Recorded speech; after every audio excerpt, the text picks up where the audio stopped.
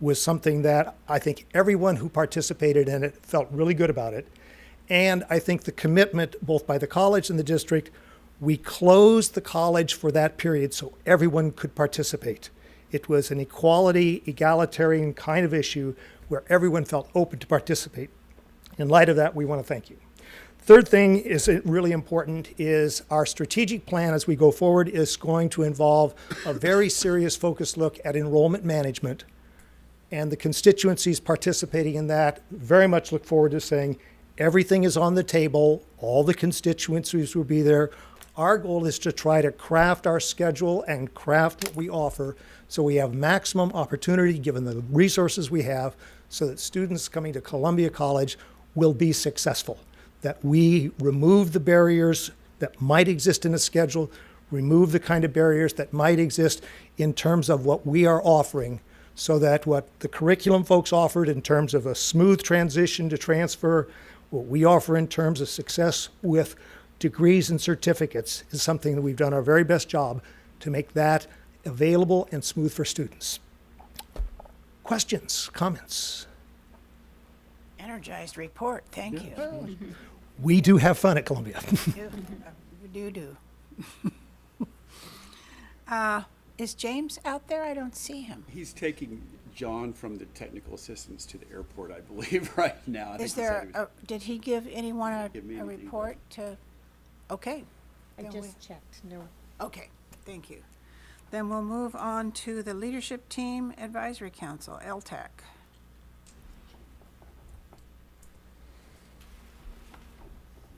Good evening, and welcome back to the, not back, we didn't go anywhere, but welcome to the fall semester. Due to the holiday, Labor Day, LTAC didn't meet in September, but that doesn't mean we haven't been doing anything. I met with Gina, continuing our meet and confer conversations, and just really excited and happy about things that are moving forward with that. The one thing to report about that is we're continuing our conversations about the evaluation process and improving the forms, and that's moving forward. It's I don't want to report on that every month, but I'm happy that we did meet, and our new charge is to research rubrics for the forms so we can have consistent utilization of the new forms and training. So I'm excited about that.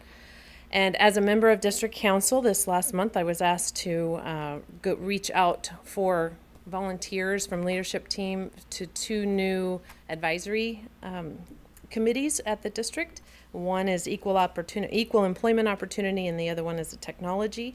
And I'm excited to say that in one day I got 8 names, and I was expecting having to beat people's doors down. I don't know why, but people are calling, and I want to be on this one, and I want to be on this one. So I'm excited for District Council to be able to share those names and have plenty. We might only need 1, but we have some backups and we have some interest, and I think that's I'm jazzed about that.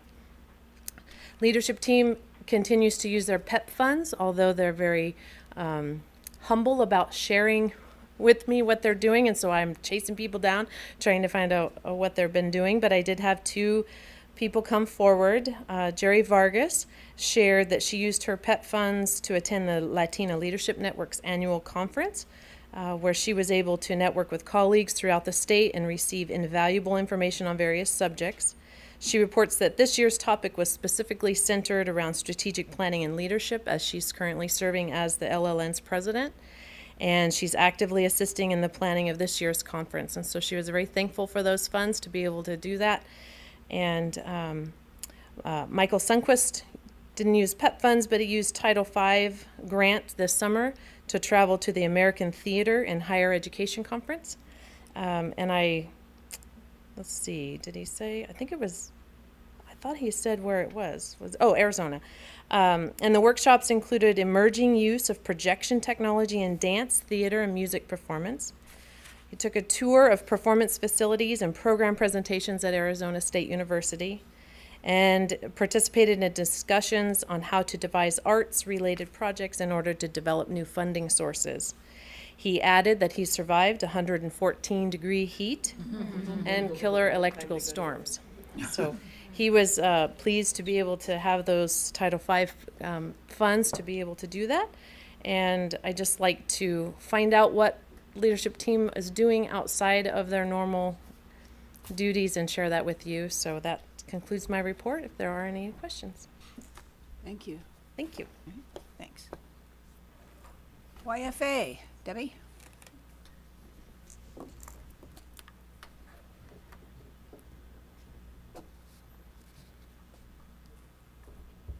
Good evening, everyone. I'll be very quick this evening because our rep council hasn't yet met. We'll meet for the first time this semester next week. Two things that I wanted to report. One is that YFA and district HR we're meeting pretty regularly now. We're meeting in something called the EER, which is the Employer-Employee Relations Committee, and that's been very helpful for us to maintain communications and work on projects on an ongoing basis. So thank you very much, Gina, for accommodating that. And the second thing is that we're coming out with our first newsletter of the year next week. So stay tuned and look forward to it. Any questions? Who writes the newsletter? Well, it's a joint effort of all the members that are tapped for a particular topic. So this time I wrote a few things and we had someone else in the office write something. And next time we're hoping to do it on a monthly basis. It will be other members of the exec board. Great. Okay. Thank you. Any questions? Anybody? Thank you. CSEA, Roseanne.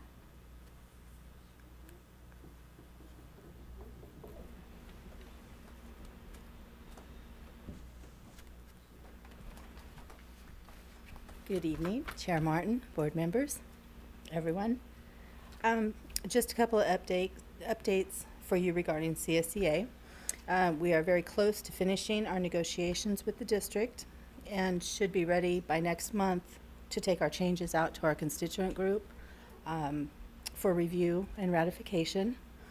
And also with what Debbie just mentioned, yes, CSEA 2 is also have been meeting with Gina and with the EER meetings, and they have been very helpful, and I'm glad that we are able to do that now on a monthly basis instead of just whenever schedules can get together or whenever something may have come up or needed to be talked about. There were 4 of us who attended the state conference this year, and we were able to have another new delegate share in the experience as well. In fact, she ended up winning one of the grand prizes that they had on the last day. So along with an experience of a conference, she also came home with $1,000 in her pocket. So she smiled not only for that, but also for being able to enjoy the week at the conference. So we were very happy for her as well.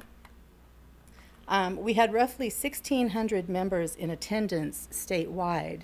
However, it is low for attendance. And in the past years, we typically have had close to 2,000 in attendance. And so while we network with other colleges or other unions, whether it's K through 12 or community college, we have found too that because of staffing or being short-staffed at different times, while we are allowed to attend these conferences, there are a lot of members who cannot be away from their desk, even for a week, to enjoy the benefits of the union and what it has to offer, even at a state level. So that was very disheartening. But it is good to be in that group of people statewide and to have at least the 1,600 that did attend. On a separate note, I would like to give my condolences on behalf of myself and the classified staff regarding the passing of former trustee Pat Dean. Through the years, I had gotten to know her and all that she brought forth to the students and to the district.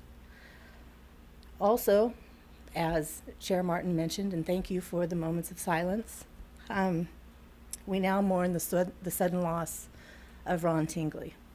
And if I may, I'd just like to share my own personal short story with you. Through all of my years here at the college, Ron became my counselor, an instructor, a mentor, and my friend. And as a reentry adult, when I first came back, he helped me to overcome the fear that you're never too old to continue your education.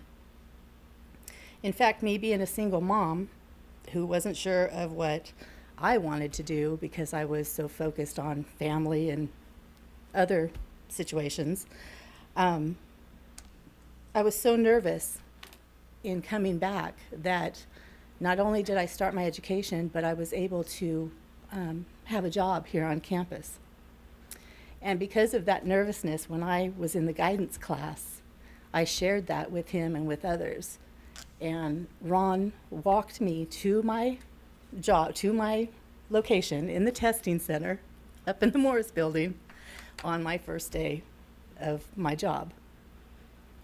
I was 34 years old, but I will never forget that. And with that, seeing him over the years and with students at whatever age reminds me of how he was with his time and the effortless dedication that he had for the college, the staffs, the students, the staff, his colleagues, and most importantly, in my humble opinion, with the veterans. And thank you for allowing the moment of silence, and they will truly be missed. Thank you. Thank you. Okay. Let's move on to the announcements. Columbia College, Angie? Yes, good evening. I want to say, if you will indulge me, thank you, Kathy, for your great presentation. You were a nice surprise tonight. I didn't know that you were going to be here. I should thank Leslie for letting me tag along and Susan for But the thank you. tag along. Yeah, and it's nice to have the excitement around the curriculum, and I'm so glad that the students are involved. So thank you for that. The board has my written report. Most of the items have already been spoken about. So thank you, Aiko. Thank you, Ted. You know, when you're at the end of the line, then, you know, you have little left to say. But nobody mentioned the volleyball season, which officially now kicks off this week. Unfortunately, I have to miss the first home game because I'll be flying back from LA because there are 4 of us from the district who are going to LA for ACCJC training because we'll be on teams in October. So darn it, I have to miss that first game. But I'm sure that they'll do well and make me proud in my absence. We did have a fabulous in-service day, and I also want to thank Trustees Riley and Martin and DeMartini for sharing the morning with us, and you saw the energy, so Ted's excitement that is still very much in the forefront.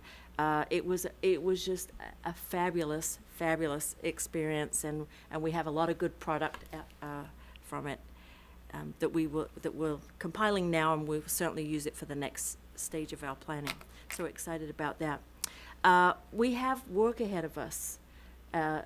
Ted already mentioned about the enrollment management.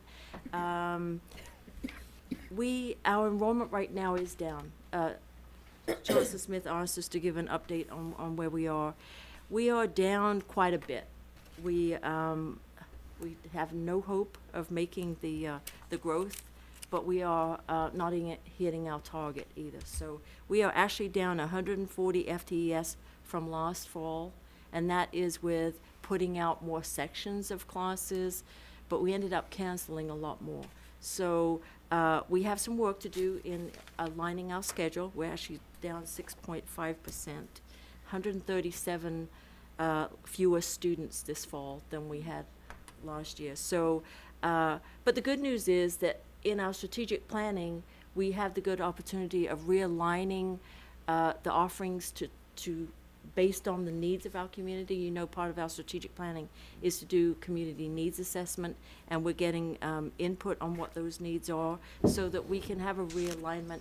But also we need to take a look, and Ted alluded to this too, of how we put the schedule together, because I am be willing to bet money that we're offering the wrong mix of classes at the wrong times. And so, but the good news is that we know that we have to tackle it, and there is a willingness on the campus, as Ted mentioned, through all of the constituencies to get us back on track and serve the needs of our students, and get them on that transfer path, because we have those 10 nice packages now that will help them smooth the way.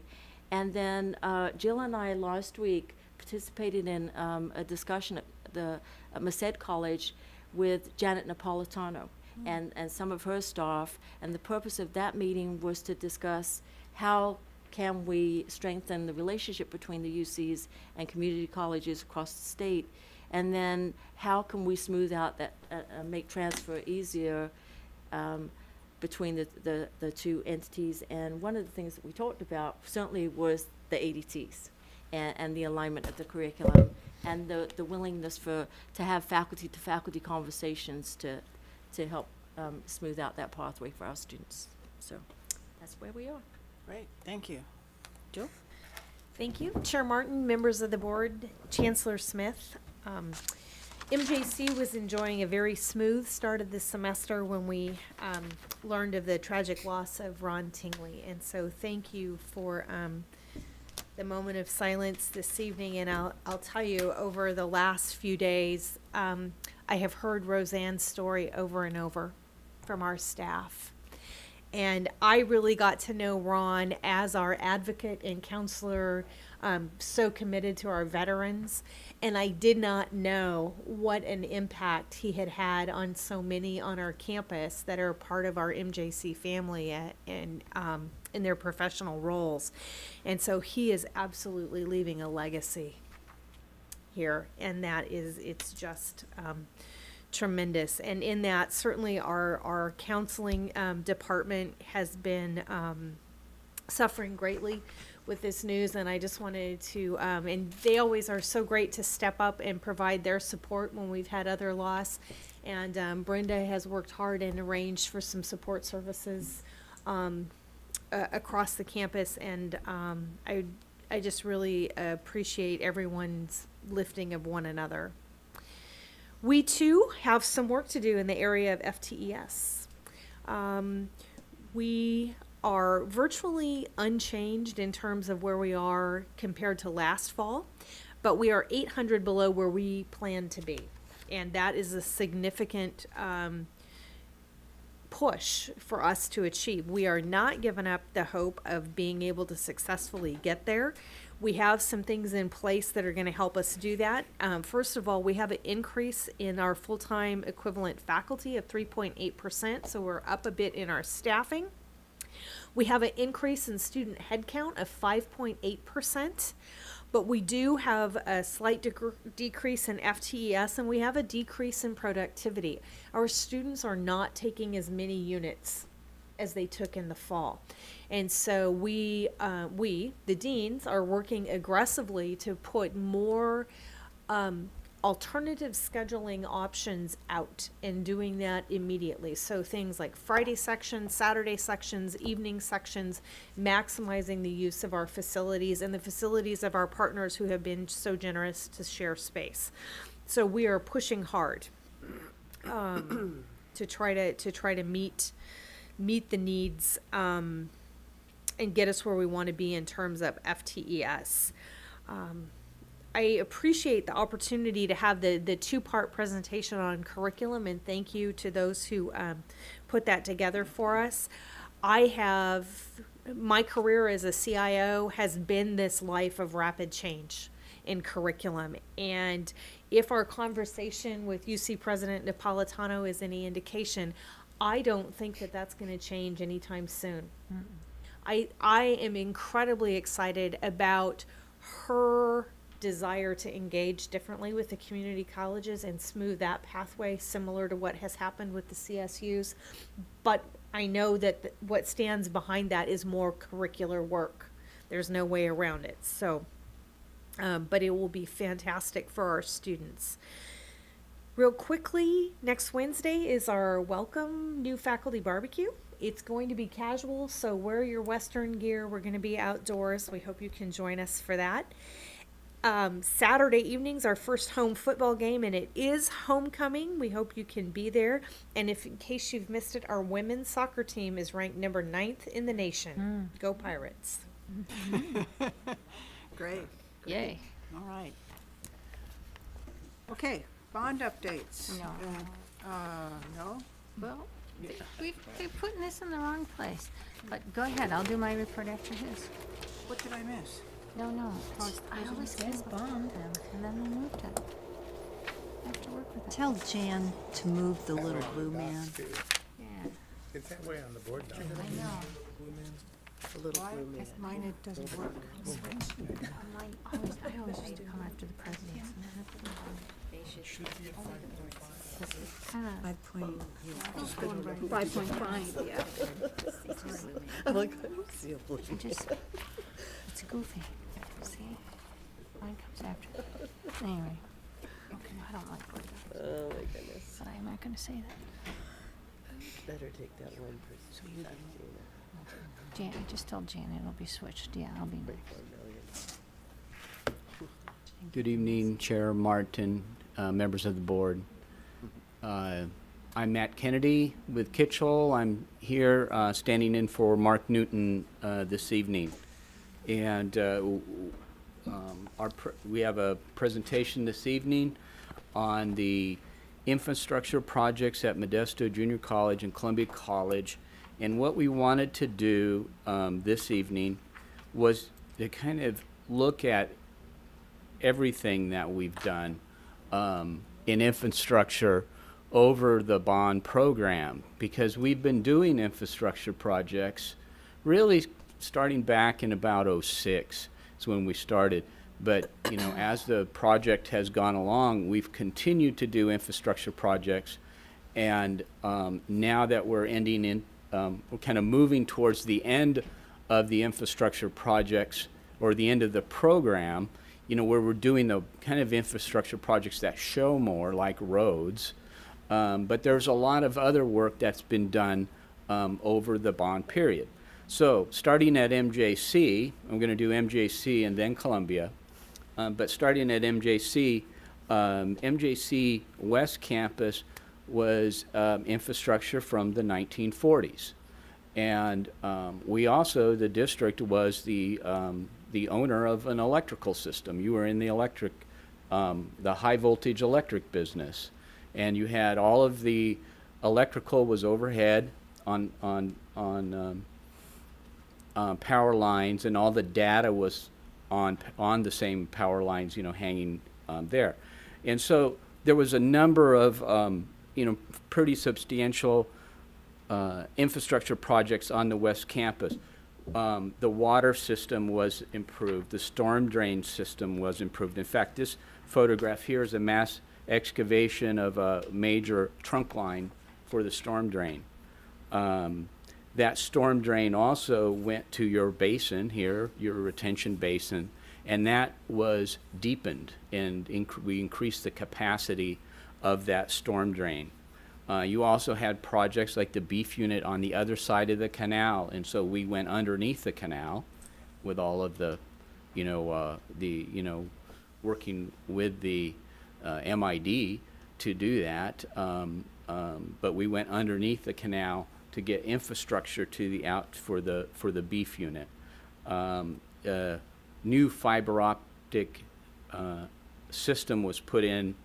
And then, you know, when we finished all of that, we started removing the power poles. So some of the other photographs with the data vaults and new data conduits underground, everything's underground now.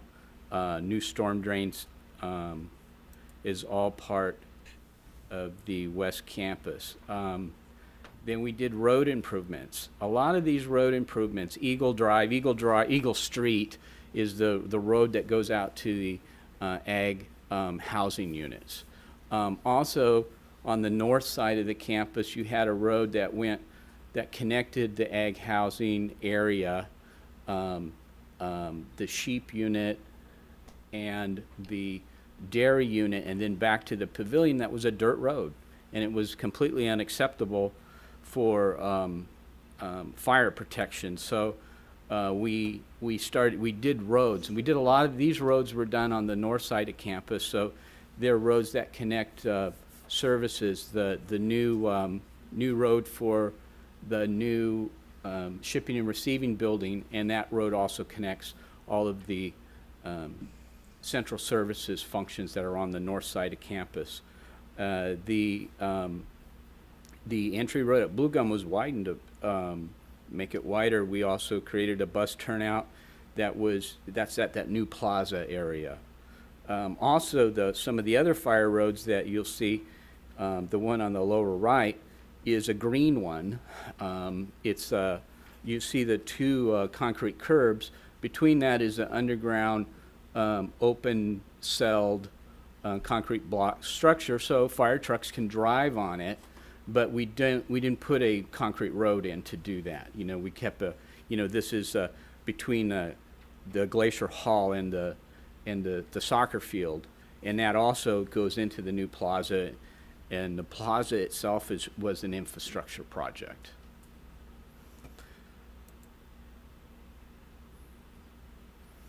Some more completed projects was parking. For Modesto Junior College, we created a new parking lot at the Ag Pavilion. We have the West Campus parking lot, which is near the plaza. That's 170 stalls. On the East Campus, you have the big Tully lot we did, which was a 455 stall parking lot, brand new. Added 455. And then the district purchased a dilapidated warehouse adjacent to an existing parking lot. You purchased that. We demolished it and added 138 stalls, but also completely renovated the existing parking lot there. So those are all Modesto Junior College parking improvements. And there's some pictures of the completed projects. Okay, now current projects, the ones we're working on. We've talked about, our big one, the traffic signal, is in bid phase right now. So that's kind of one of our ongoing projects, or current projects. Also on the East Campus, currently in design, is the North Drive. There's on the East Campus has a lot of issues with both roads and pedestrian pathways. The sidewalks, some of them go back quite a ways, back to the beginning of the campus, and there are numerous trip hazards and problems with some of the pathways. So the North Drive is going to be rebuilt. The drive itself is in good condition, but the sidewalks are not. The South Drive, the actual drive is collapsing. There's a structural failure in the drive itself. We're completely redo that road and finish any new sidewalks that aren't new. We have a bunch. We have near the PMAC and Founders Hall. We've already done, but we'll do what connects them together. Also, behind the Student Center, there's an alleyway that really serves as a kind of a big pedestrian kind of walkway on that campus. It's also service, but it's a pedestrian walkway, and that needs some serious improvements. We're going to improve that. And on the baseball field, there's really no concrete, so we need ADA accessibility. So we're going to do a big ADA accessibility project on the public part, the outside of the field itself, to provide accessibility to that facility. Matt, excuse me, does that include renovating the restrooms that are under the bleachers? No.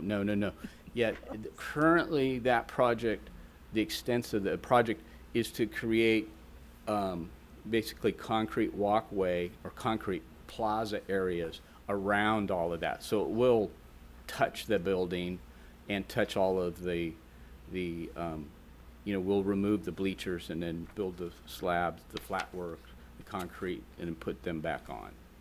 Is that something that we do as a college, or is that part of the bond project, or is it even being considered to renovate those restrooms? Because they are definitely an eyesore for usage and. Well, we can look into that, yes. Okay, and now also currently in design on the West Campus is all of the road projects, which we've had a separate presentation on. So we won't go into detail on those, but a series of the road projects on the West Campus is part of our infrastructure improvements. Up in Columbia now, let's talk about Columbia. Utility improvements, we had Child Development, Mahogany, Sugar Pine. Those buildings could not be built without increasing your electrical capacity of the campus. We had to increase the capacity for the whole campus to be able to accommodate new construction out there. We kind of maxed out. So new high voltage upgrade was done. Also a sewer lift station,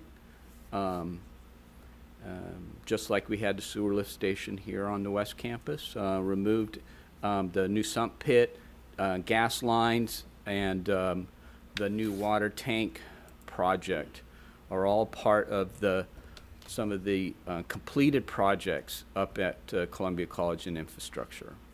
And the water tank also, helps your ability to fight fires on the campus. That's a very important element. Also, the road improvement projects. We've had our, phase 1, phase 2 complete now. But going back, one of our first projects was that's what we called at the time the secondary access road, or the emergency access road off the back side of the campus. We did a bus turnaround at ADA parking project right at near the Manzanita building. We have pedestrian pathways that were completed, and also completely replaced the road to Simon's Field. So those projects are now complete. So a few of those. And some of the photographs are, kind of during the construction time when we were doing them. The parking improvements up at Columbia. We had ADA parking at Manzanita. We've had ADA parking on every project we've done. We've increased the ADA parking, immediately adjacent to that building. But also, a large one was that serves the whole campus was at the Manzanita building. We removed and replaced the maintenance yard, staff parking, removed and replaced Oak Pavilion parking lot, and our early project was the overflow parking at Simon's Field that increased the capacity by 60 cars. So those are some of the photographs of the completed projects. And just recently, the electrical vehicle charging station was installed, and of course the student parking lot completely redone, and new ADA parking at student housing. And are now moving into our currently in design ones we're working on right now. The green area is the one that we're working on now, which is kind of a main entry road to the campus, and includes that faculty parking lot. And then also there's a pink box there that says Madrone Road is a new one that we're working on the design, which improves the road and pedestrian access along that side of the campus, which is missing now, and provide a much better, much safer pedestrian pathway. So those are kind of like an overview of all of the infrastructure projects that we've been working on both campuses over the last several years. So I just wanted to kind of give the big picture. I have a question, Matt. Sure. You've been at this for several years. Can you tell if the projects and the money are going to come out about even at the end? Yes. Yes, they are. Yeah, and actually, they're in part of our report is we have an expenditure report on our projects, but you know, we are at MJC projects of the $220 million. There's about $23 million unencumbered right now. Those are the road projects.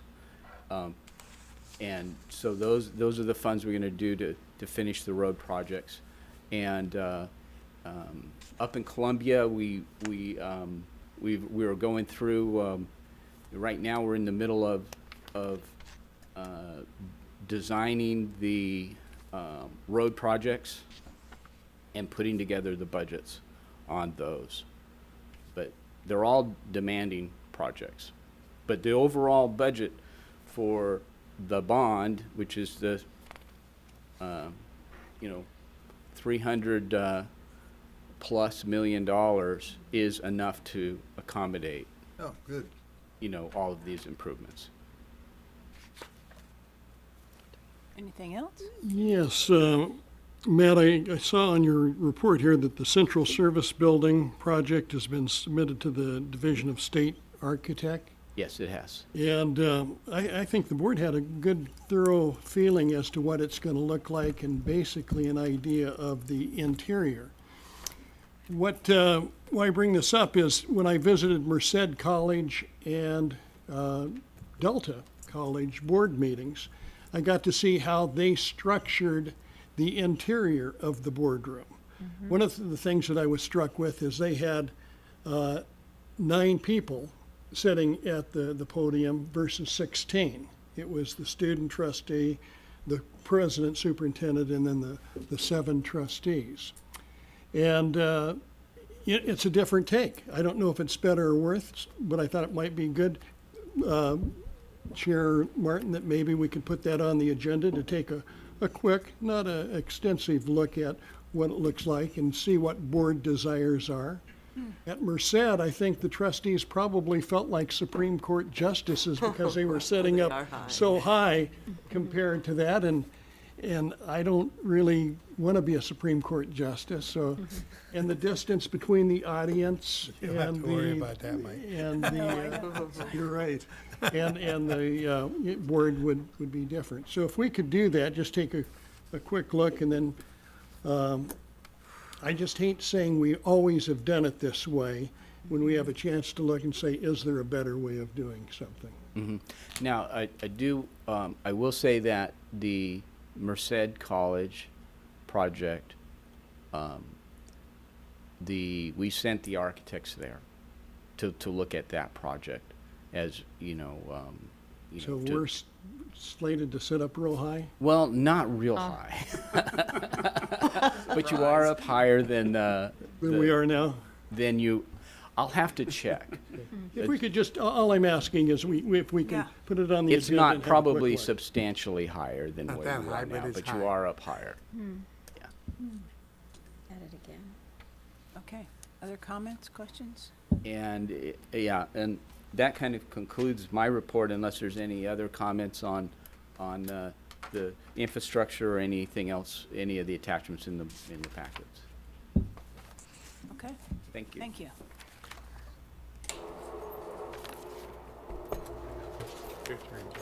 Okay, now we will have the report from the Chancellor. Great. Lights? Lights? Wake everybody up. Okay.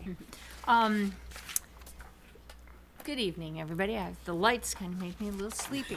Okay. Thank you, Matt, for the infrastructure project. And Matt and I spent a lot of time talking about infrastructure over the last couple of years. So